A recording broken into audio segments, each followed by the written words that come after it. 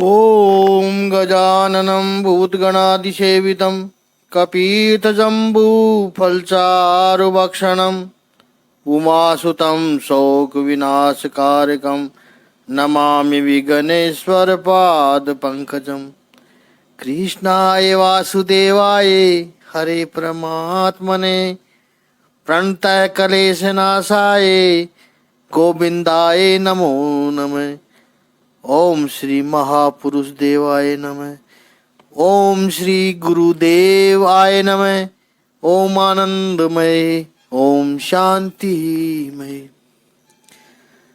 हमारा चिंतन गीता अध्याय 3 श्लोक 9 पर हो रहा है। बड़ा ही सुंदर चिंतन हो रहा है। यज्ञ के 3 अर्थ हैं। यज्ञ शब्द में 3 बातें अंतर्निहित है। यजदेव पूजा, संगतिकरणम और दानम। देव पूजा, जब भी यज्ञ करते हैं तो देवताओं की पूजा होती है।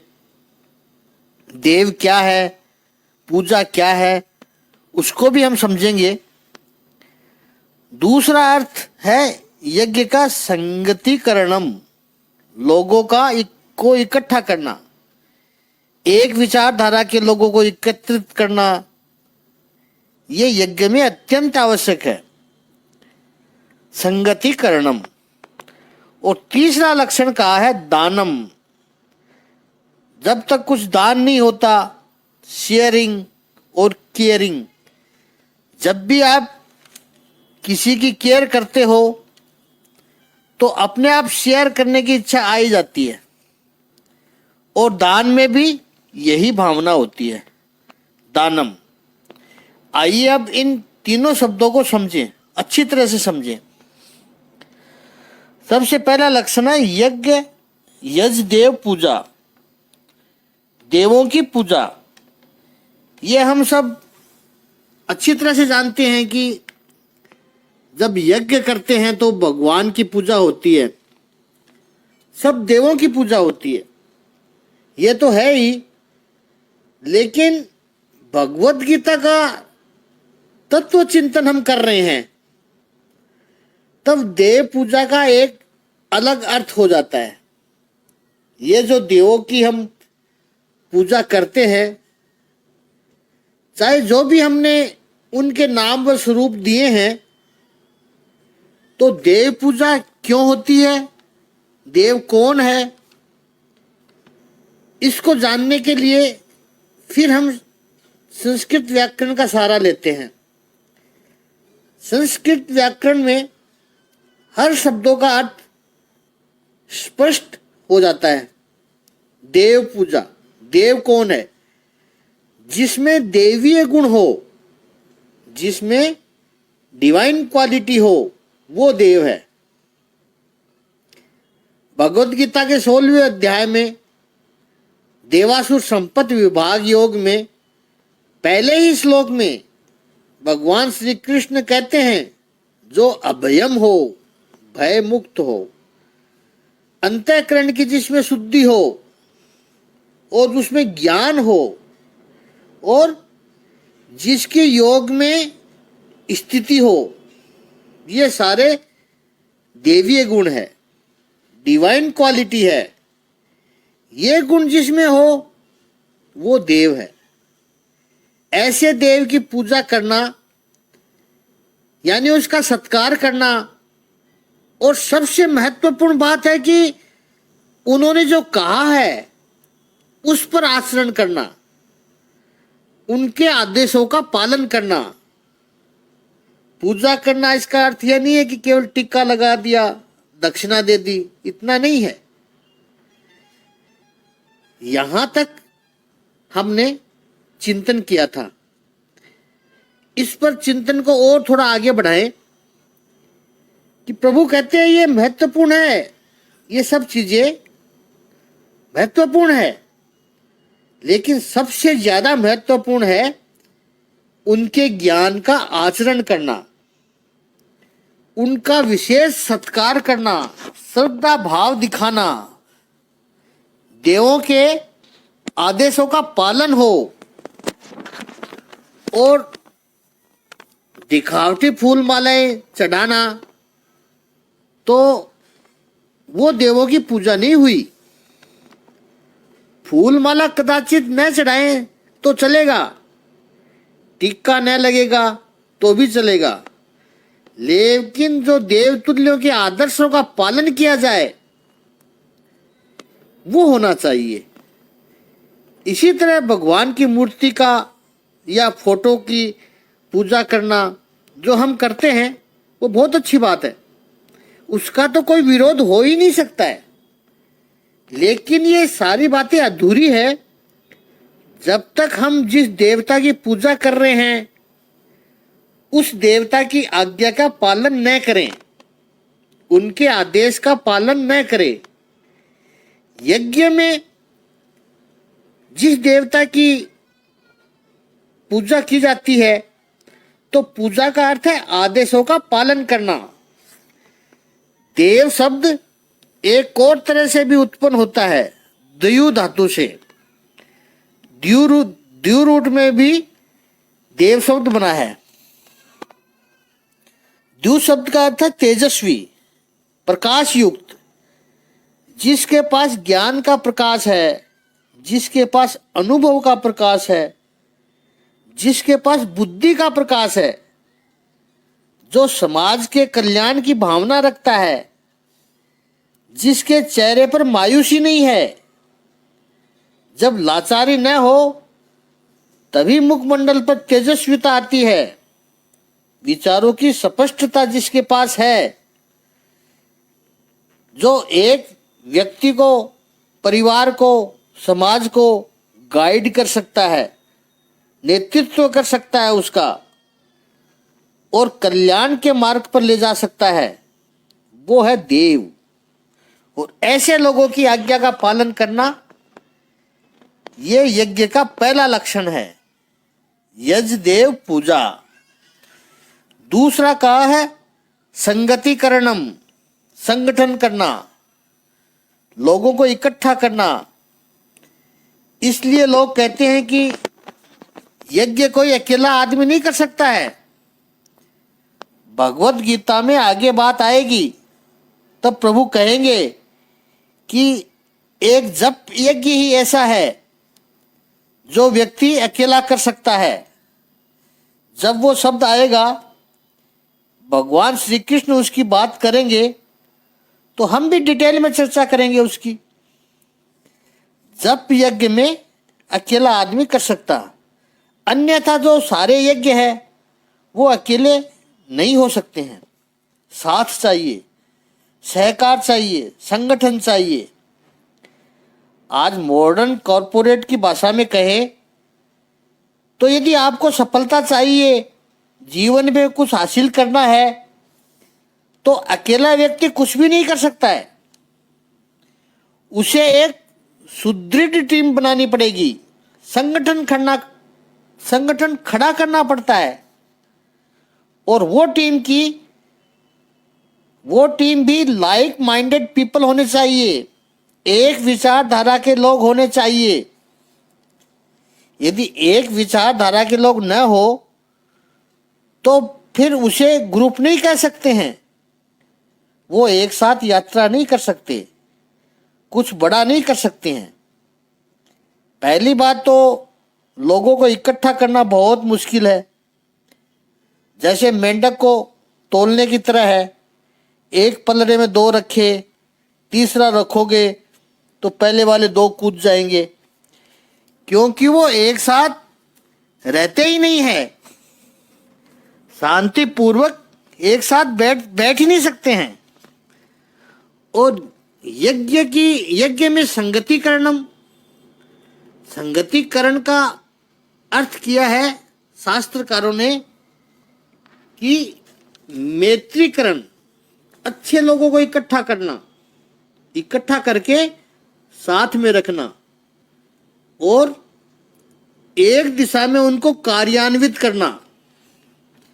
सुनने में सरल लगता है, लेकिन है बहुत मुश्किल काम।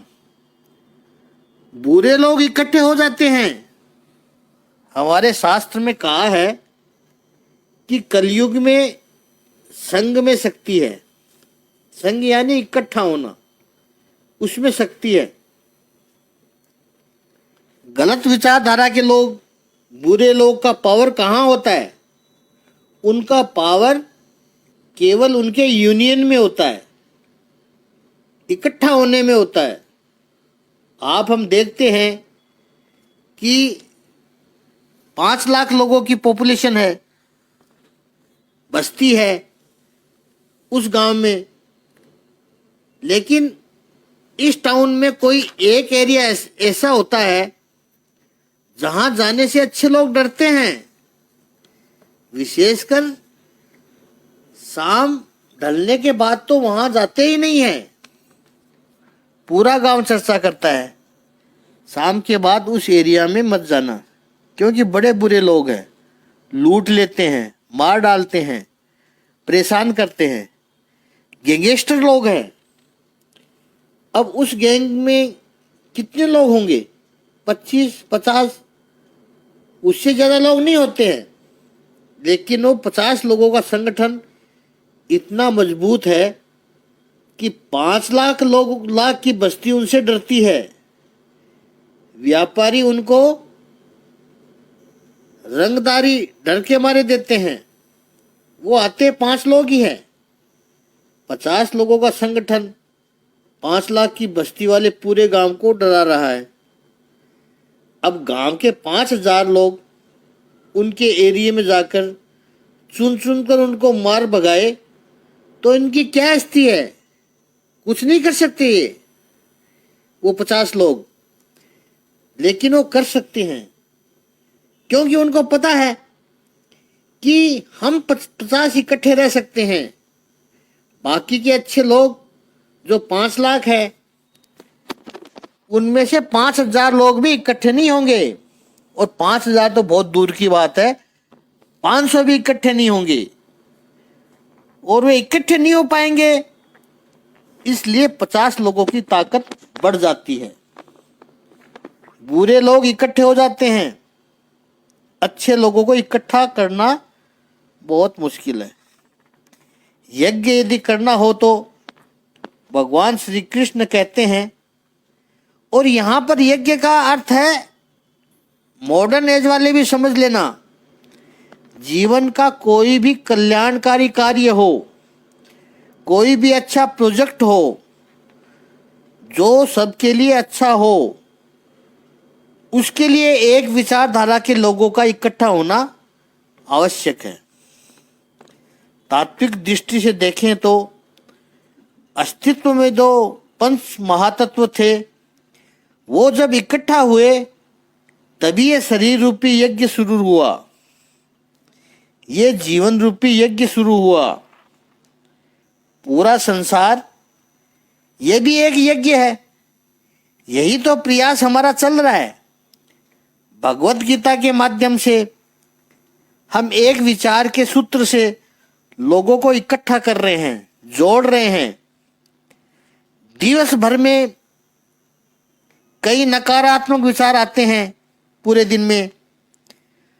हम इस माध्यम से, विचारों के माध्यम से आधा घंटा कोई पॉजिटिव थॉट देने की कोशिश करते हैं। अभी बहुत कम लोग पहुंचे हैं, बहुत कम लोगों तक हम पहुंचे हैं, इसलिए परिणाम दिखाई नहीं पड़ रहे हैं। ईश्वर के पास जाकर ये न कहो कि मुसीबत बहुत बड़ी है, जो समस्या है उससे कहो कि मेरा ईश्वर बहुत बड़ा है, मेरा परमात्मा बहुत बड़ा है। ये पॉजिटिविटी हम शास्त्रों के आधार से निर्माण कर रहे हैं, संगठित कर रहे हैं। यज्ञ चल रहा है, ये देव पूजा संगति करणम का बड़ा ग्रुप निर्माण हो रहा है। और यज्ञ का तीसरा लक्षण है दानम, डोनेट, मदद करना। किसी के लिए उपयोगी होना, स्वामी रामकृष्ण परमहंस के पास एक व्यक्ति आता है, उनको कहता है मैं योगी बनना चाहता हूं प्रभु। बड़ा अधीर हो रहा था, धैर्य नहीं था उसमें, तो बार बार आकर के रामकृष्ण परमहंस जी को कहता है मैं योगी बनना चाहता हूं, मुझे बताइए, मेरा मार्गदर्शन कीजिए, मैं योगी बनना चाहता हूं। रामकृष्ण परमहंस जी ने उसका अधीरापन देखा, हंसकर बोले कि योगी तो आप कभी भी बन जाओगे, पहले उपयोगी तो बनो, किसी का हाथ पकड़ो, समाज में कुछ अच्छा करो, अच्छा करके दिखाओ। जैसे उप मुख्यमंत्री होता है वैसे ही पहले उपयोगी तो बनो, फिर योगी भी बन जाओगे। दान का अर्थ है किसी न किसी के उपयोगी बनना। छोड़ना तो है, लेकिन तिरस्कार से नहीं छोड़ना। हमारे लिए जो आवश्यक नहीं था, हमें जो पसंद नहीं था, हमारे कचरे में पड़ा हुआ था, वो सामान किसी को दे देना, उसको दान नहीं कहते हैं। अच्छी तरह से देना। दान में लेन देन नहीं है। दान करके भी कुछ लेने की अभिलाषा आ गई, वो पुण्य हो, सम्मान पत्र हो, वाई वाई हो, तो फिर वो बिजनेस बन जाता है, उसे दान नहीं कहेंगे। दाहिना हाथ से दें और बाएं हाथ को पता भी न चले, उसे कहते हैं दान। आप देखो, हमेशा देने वाले के मन में अहंकार आता है और लेने वाले के मन में एक मायूसी सी होती है। ये दानी हमें दान नहीं देते तो हमारा क्या होता है, ऐसा दान लेने वाला सोचता है। ये देने वाले का कर्तव्य बनता है कि लेने वाले के मन में कोई मायूसी निर्माण ही ना हो, कोई लाचारी ना आए, उसका भी सेल्फ स्टीम बना रहे। यज्ञ में दान इसलिए महत्वपूर्ण है कि यज्ञ में जब दिया जाता है समाज को, तो कोई एक व्यक्ति दे रहा है ऐसा नहीं होता है। ये भगवान का प्रसाद है, यज्ञ का प्रसाद बांटा जा रहा है। और जब प्रसाद लेता है व्यक्ति तो लेकर भी कृतार्थ होता है, उसके मन में मायूसी नहीं आती है, गौरव आता है कि मुझे प्रभु का प्रसाद मिला है, लाचारी नहीं आती है। ये यज्ञ की महानता है। दान करने का अर्थ छोड़ना भी सीखना पड़ता है। संसार में बचपन से हमें एक ही ट्रेनिंग दी गई है। छोटा बच्चा होता है, मम मम मम मम करता है, माँ समझ जाती है भूख लगी है, कुछ इसको खाने को देती है, बिस्किट देती है, रोटी देती है, तो वही मम मम पकड़ के वो आगे बढ़ता है। मेरी पढ़ाई, मेरा सौंदर्य, मेरी नौकरी, वो मम मम बहुत बड़ा हो जाता है। पूरा जीवन मैं ही लग बीतता है। यज्ञ एक अभ्यास है, यज्ञ एक अपॉर्चुनिटी है, जहां पर आहुति देते समय एक हम त्याग करते हैं। त्याग करने के बाद भी ये नए मम को पक्का करते हैं, मेरा नहीं है, अर्थात मैं ये इंद्र को अर्पण करता हूं, स्वाहा यानी देता हूं, ये इंद्र के लिए है, नए मम मेरा नहीं है। जब प्रसाद हम खरीदते हैं तब कहते हैं मेरा प्रसाद, लेकिन वो प्रसाद प्रभु के समर्पित करते ही भगवान का प्रसाद बन जाता है। फिर हम कहते हैं प्रभु का प्रसाद लो भाई सब। ये यज्ञ है। अधिकार की भावना को छोड़ना जीवन में शांति के लिए भी आवश्यक है। इस पजेसिवनेस को व्यक्ति छोड़ने का अभ्यास करे, जितना पकड़ते हो मेरा मेरा, उतना ही दर्द है, उतनी ही वेदना है। चाहे वो बालक हो, युवान हो या वृद्ध हो, जितना छोड़ते हो उतनी शांति है। न मम, मेरा कुछ नहीं है। तो ये यज्ञ सिखाता है। ये 3 लक्षण है: सत्कार, देव पूजा, संगतिकरणम, संगठन, और दान, उपकार करने का भाव। और मैं उपकार कर रहा हूं, इस अहंकार के किए बिना भी उपकार का भाव आना चाहिए। उसके बाद जो पुण्य भी मिलता है वो भी इदम न मम, वो भी मेरा नहीं है, ये कहना, इसको कहते हैं यज्ञ। और इस भावना से जो कर्म किए जाए तो भगवान श्री कृष्ण गीता के 3 अध्याय के 9वें श्लोक में कहते हैं, यानी इसी श्लोक में कहते हैं, वो कर्म बंधन कारक नहीं होते हैं। इस भावना के सिवाय जो भी कर्म किए जाएंगे वो सारे कर्म बंधन निर्माण करेंगे। गांधी जी ने गीता के ऊपर एक छोटा सा पुस्तक लिखा है, बहुत विद्वता का नहीं है, लेकिन गांधी जी की समझ में जो आया वो लिखा। और एक बात थी कि उस व्यक्ति में, गांधी जी में, कि भगवत गीता का रोज पाठ करते थे, ये उनकी खासियत थी। हो सके इतना वो गीता के सिद्धांतों को आचरण में लाने का प्रयास करते थे। उनको संस्कृत नहीं आती थी, इसलिए उन्होंने विनोबा भावे जी को और भी ऐसे कई विद्वान लोग जो उनके आसपास थे उनसे पूछकर उनसे मार्गदर्शन लेते रहते थे। भगवत गीता के अर्थों को समझने का प्रयास करते थे वो, लेकिन सबसे अच्छी बात वो आचरण में लाते थे। और स्वयं के आचरण में से जो प्राप्त होता वो सीधी सादी भाषा में व्यक्त करते थे। कुछ बीमारी थी उनके, इसलिए 3-4 महीने के लिए हिमालय में रहने को कहा गया था उनको। तो वो हिमालय में किसी गांव में 3-4 महीने रहे। उनको कुछ गीता के ऊपर लिखने की इच्छा हुई, तो बहुत छोटी सी पुस्तिका अनासक्ति योग लिखी उन्होंने, गुजराती भाषा में लिखी। फिर इसका हिंदी, अंग्रेजी, उर्दू में अनुवाद हुआ। अनासक्ति योग, उनकी दृष्टि से गीता का जो मुख्य सुर है वो अनासक्ति है, अनअटैचमेंट है। उसमें यज्ञ की इस भावना को समझाते हुए गांधी जी बड़े सरल शब्दों में कहते हैं, जिसने कर्म का त्याग किया वो गिरेगा, उसका अधः पतन होगा। भगवान श्री कृष्ण ने भी भगवत गीता के इस 3 अध्याय में बार बार समझाया है, बिना कर्म किए हुए तो तुम एक क्षण भी नहीं रह सकोगे।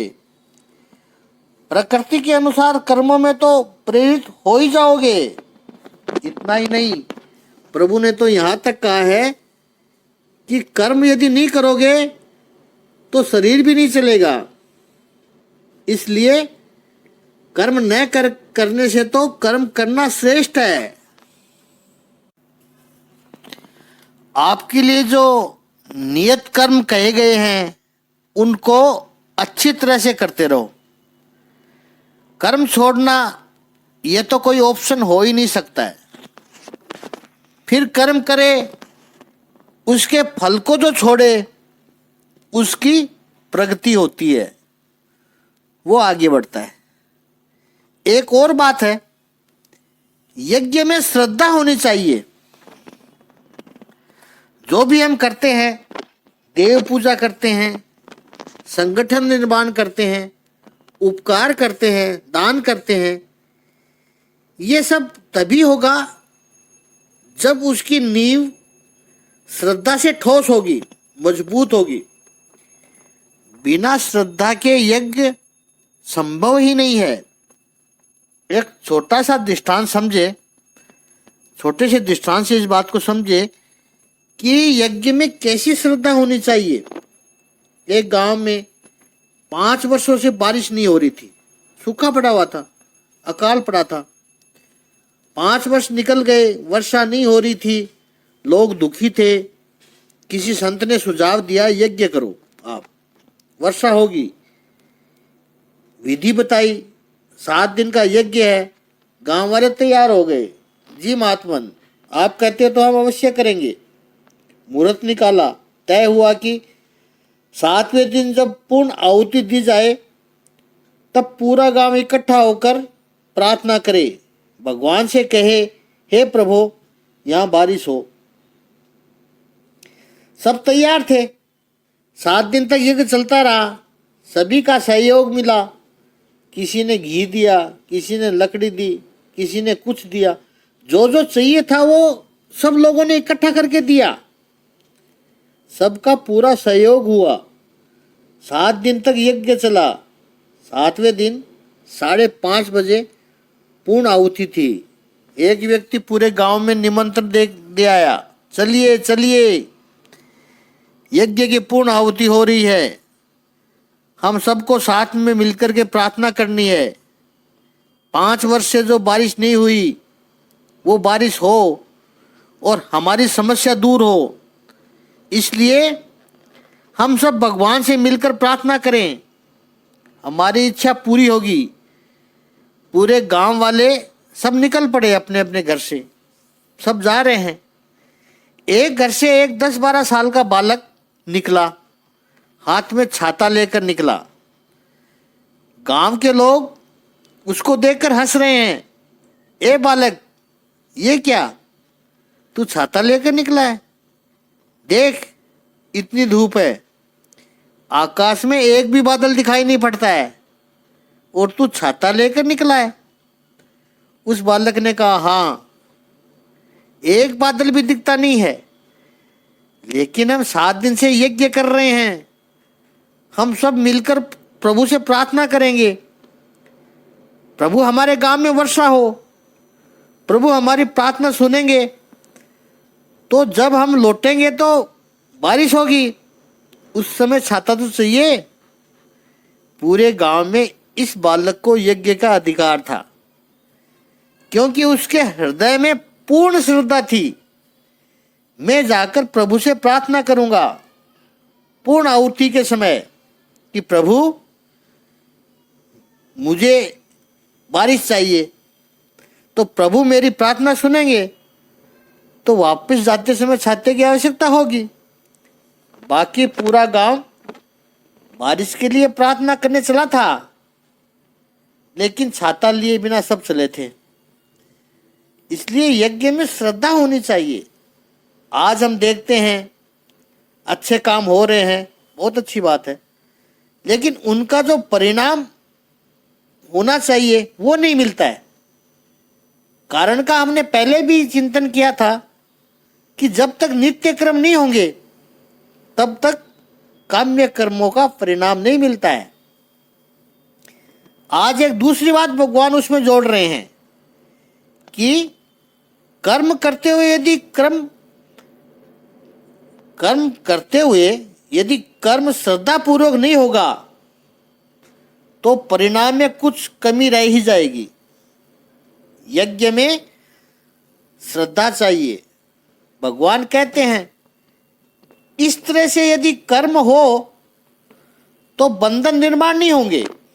हे कौन्ते, मैं जो भी कह रहा हूं तेरे कल्याण के लिए है, तेरे कल्याण के लिए तो कह रहा हूं, मुझ पर श्रद्धा रख। और तूने अपना कल्याण ही तो मांगा है मुझसे। दूसरे अध्याय के 7वें श्लोक में तूने मुझे गुरु बनाया, तूने क्या कहा, कार्पण्य दोषो पहत स्वभावा पिच्छामि त्वाम धर्म सन्मुड्ड चेता यस्रे यशा निश्चितम ब्रूहि तन्मे शिष्यस्ति हम साधि माम त्वाम प्रपन्नम। इस श्लोक में तूने कल्याण ही तो मांगा है, तू बस मुझ में श्रद्धा रख, तू विचारवान है, उस विचार को योग्य दिशा में कर। कौन थे? मुक्त संग समाचर है, आसक्ति रहित होकर के यज्ञ कर। पूरी प्रकृति में एक विराट यज्ञ चल रहा है। तू प्रकृति के एक एक अंगों को देख तो सही।